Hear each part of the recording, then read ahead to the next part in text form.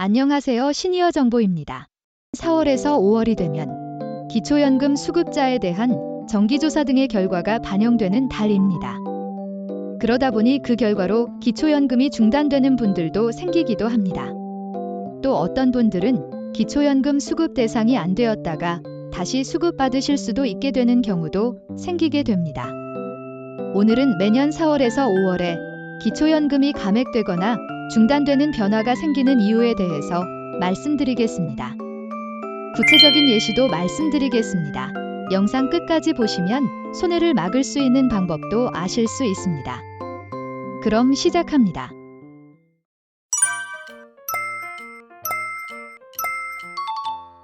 (2023년) 기초연금은 소득 수준 70% 이하의 어르신들에게 지급되고 있습니다. 소득 수준 70% 이하 기준액은 단독 가구의 경우는 202만 원이고 부부 가구의 경우에는 323만 원이 기준이 됩니다.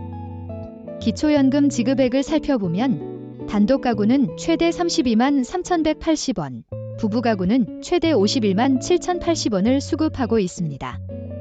그런데 어떤 경우에는 4월이나 5월부터 기초연금이 중단될 수도 있다고 하는데요. 그 원인과 이유에 대해 말씀드리겠습니다. 첫 번째 이유는 부동산의 공시지가 인상입니다. 부동산 공시지가가 오르면 내 소득 환산율이 높아져 기초연금 수급 기준에 영향을 주게 됩니다.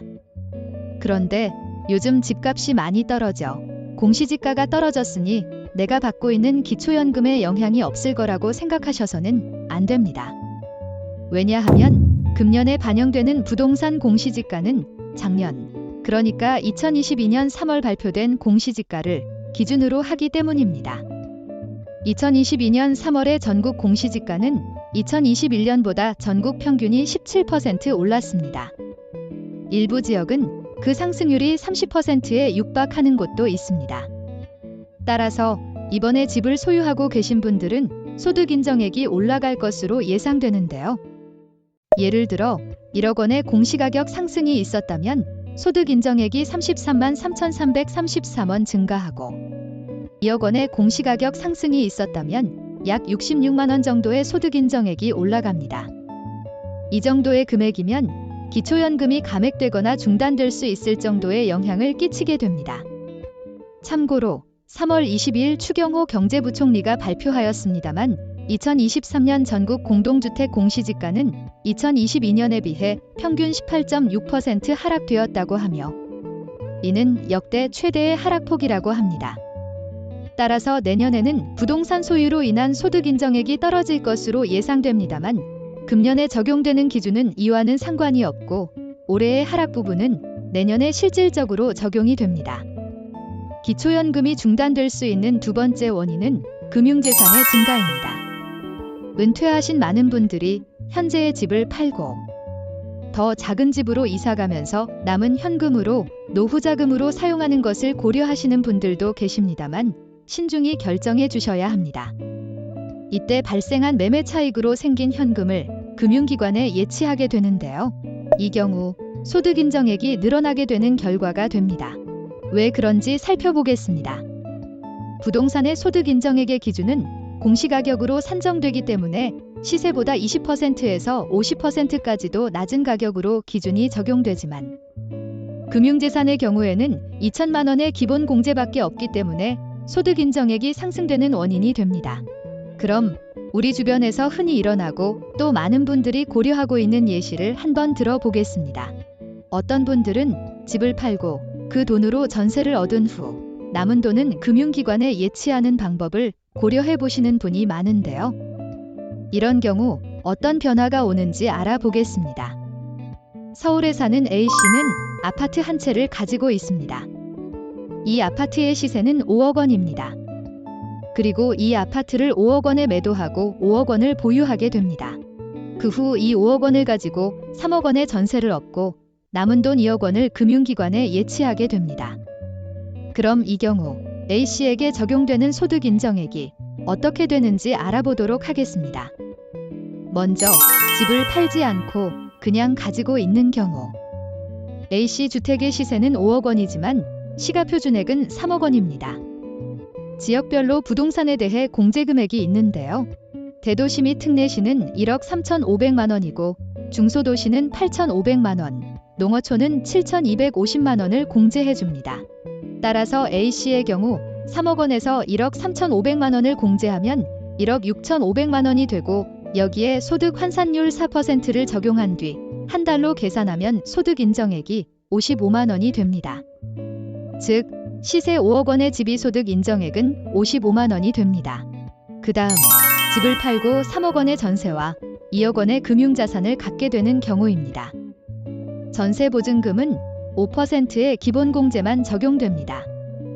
따라서 3억 원에 대해 5%를 공제하면 2억 8,500만 원이 기준액이 되고 지역별 공제액, 대도시 1억 3,500만 원을 공제하면 기준금액은 1억 5천만 원이 됩니다.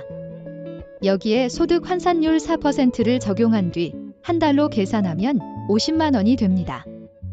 그리고 2억 원의 금융재산은 2천만 원의 기본공제가 적용되어 1억 8천만 원이 기준금액이 되고 소득 환산율 4%를 적용한 뒤 한 달로 계산하면 60만 원이 됩니다.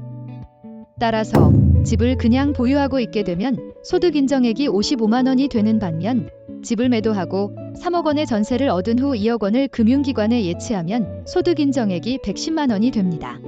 여기에 2억 원에 대한 이자 부분을 감안하면 그 차이는 더 커지지만 이것은 편의상 생략하였습니다. 그런데도 결국 55만 원이 차이가 나는 건데요. 이 정도면 기초연금 수급을 좌우하는 큰 금액 수준입니다.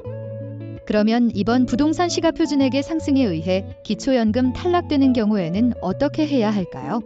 사실 다른 여건이 동일하다면 크게 할 수 있는 것은 많지 않지만 기초연금 수급 희망 이력관리 신청을 해 놓으시면 좋습니다. 이 제도는 기초연금 수급이 탈락된 분들에게 기초연금액 선정 기준액의 변동이 있을 경우 안내를 해줌으로써 재신청을 할 수 있도록 알려주는 제도입니다. 주민센터에서 신청해 놓으시면 자격이나 기준이 변동될 때 알림 메시지를 주게 되어 즉각적으로 대처할 수 있게 해주는 좋은 제도입니다. 오늘은 부동산 공시지가 상승으로 인한 기초연금에 끼치는 영향에 대해서 말씀드렸습니다. 사실 많은 분들이 바라는 것이 있습니다. 바로 모든 노인에게 기초연금을 지급하는 것, 또 부부연계 감액을 없애는 것일 겁니다. 그러면 이렇게 어렵게 이것저것 따질 필요도 없을 겁니다. 오늘 한 가지 예시를 들었습니다만 현재의 집을 팔고 작은 집으로 이사간 후 남은 현금을 여유돈으로 유용하거나 이자 수입을 얻는 방법은 노후준비 전문가들도 추천하는 정말 좋은 노후 대책 중 하나입니다. 하지만 이럴 경우 기초연금 수급을 받느냐 못 받느냐 하는 문제가 생길 수도 있어 쉽게 실행하지 못하고 망설이게 하는 것은 현재의 기초연금 제도가 나은 모순이라는 의견이 있습니다. 대한민국은 노후 빈곤율이 OECD과에서 가장 심각한 나라라고 알려져 있습니다. 여야 정치인과 정부 관계부처의 현명하고 올바른 정책을 기대해 봅니다. 영상이 조금이라도 도움이 되셨다면 구독과 좋아요 눌러주시면 감사하겠습니다. 항상 건강하시길 소망합니다. 감사합니다.